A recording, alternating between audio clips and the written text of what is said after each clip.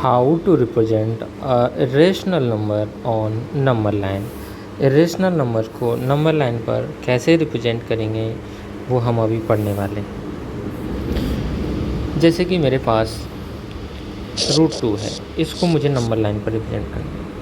√2 को मैं number line पर कैसे रिप्रेजेंट करूँगा उसका मैं बताता हूँ। देखिए एक बार, इसके लिए अपन स्टेप बाय स्टेप सीखते हैं। देखिए, इससे पहले मैं एक चीज़ बताना चाहूँगा आपको पाइथागोरस थ्योरम के बारे में।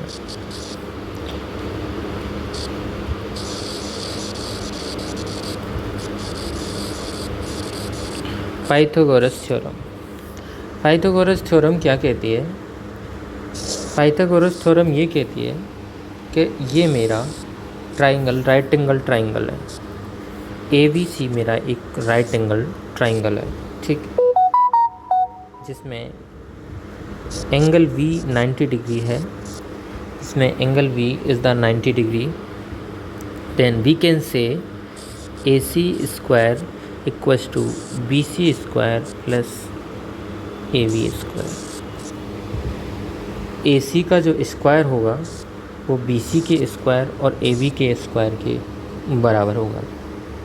फॉर एग्ज़ाम्पल, मैं BC को 4 सेंटीमीटर मान लूँ और AB को मैं 3 सेंटीमीटर मान लूँ, तो मैं AC क्या निकाल पाऊँगा? देखिए, इस फॉर्मूले को लगाता हूँ मैं।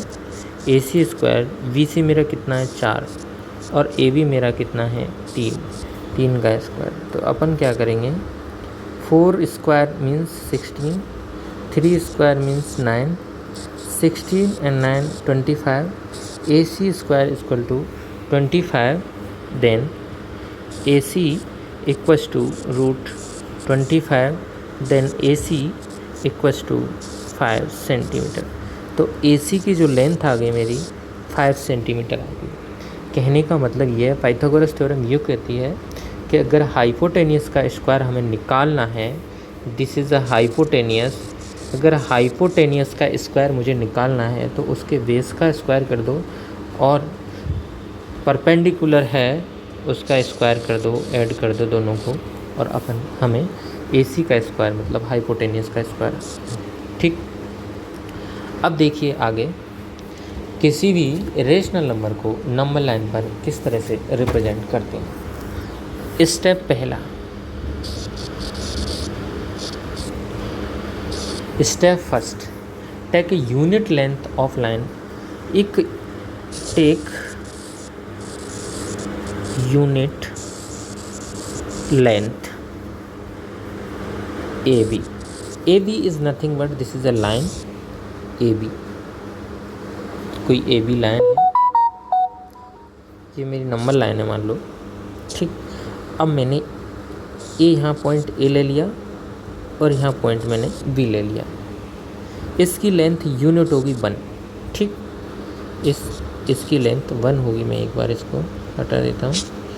इसकी लेंथ 1 होगी AB की, ठीक है।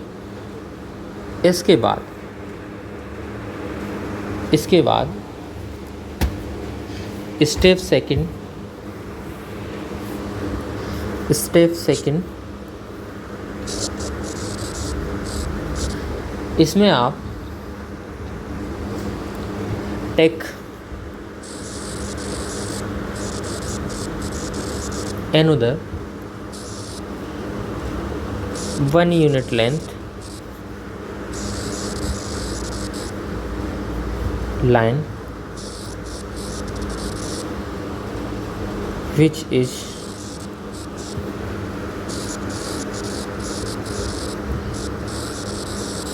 perpendicular to AB।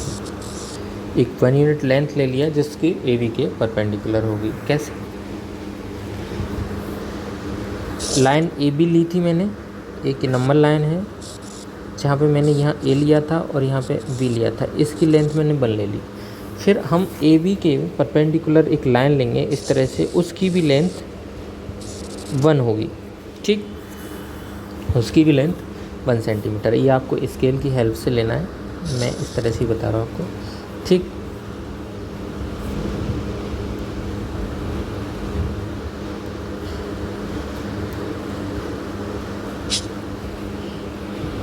ठीक है, तो हमने इसकी वन इसकी ले ली और 1 इसकी लेंथ ले ली।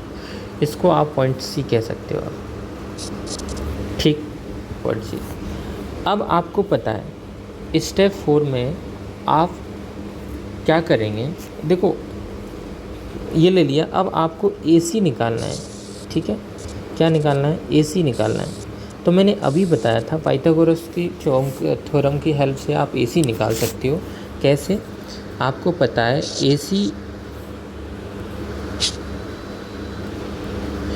AC square equal to AB square plus के PC स्क्वायर।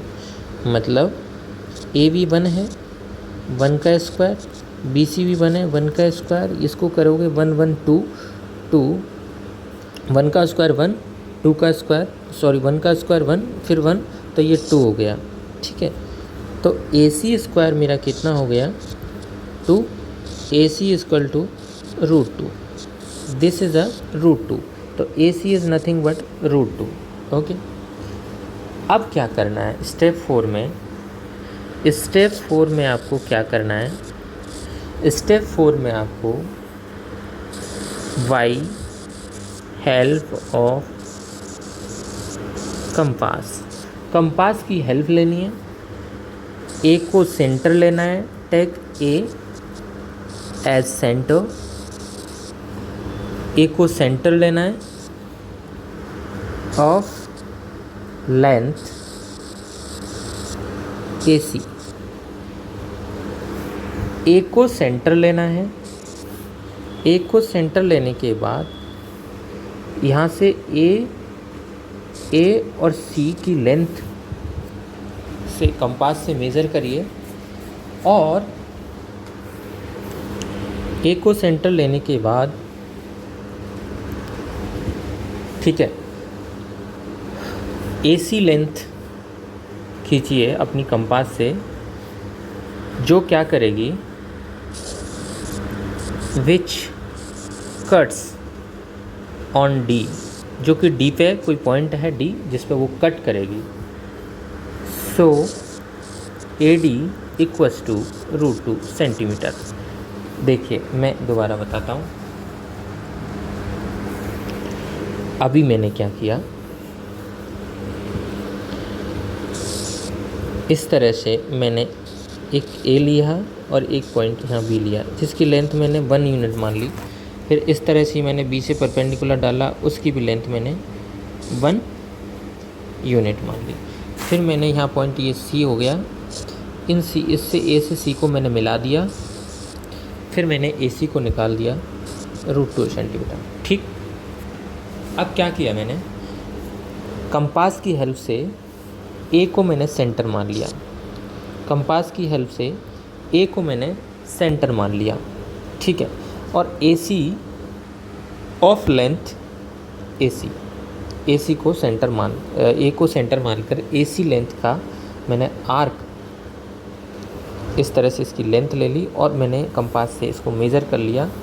और फिर क्या किया, इस तरह से यहाँ कंपास रखा और इसको इस तरह से एक सर्कल बनेगा,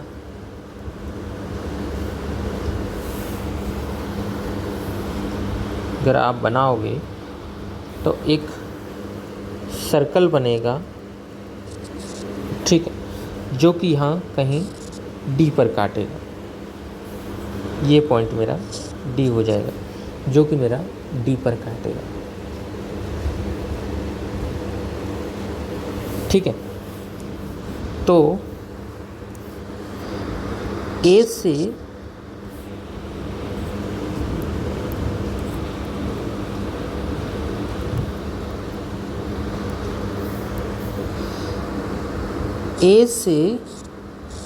और D की जो डिस्टेंस है वो √2 होगी। वो कितनी होगी, √2 होगी। A से D की जो डिस्टेंस है वो √2 होगी। अब मान लो हमें इसी पे √3 बनाना है, ठीक है। यहाँ तक आप समझ, देखो मैं दोबारा बताता हूँ पूरी प्रोसेस। मुझे √2 को रिप्रेजेंट करना है नंबर लाइन पर।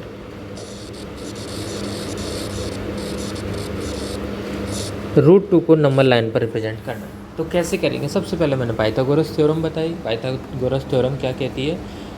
हाइपोटेनियस का स्क्वायर उसके बेस के स्क्वायर प्लस उसके परपेंडिकुलर के स्क्वायर के इक्वल होता है। जैसे A C square equal to B C square plus A B square.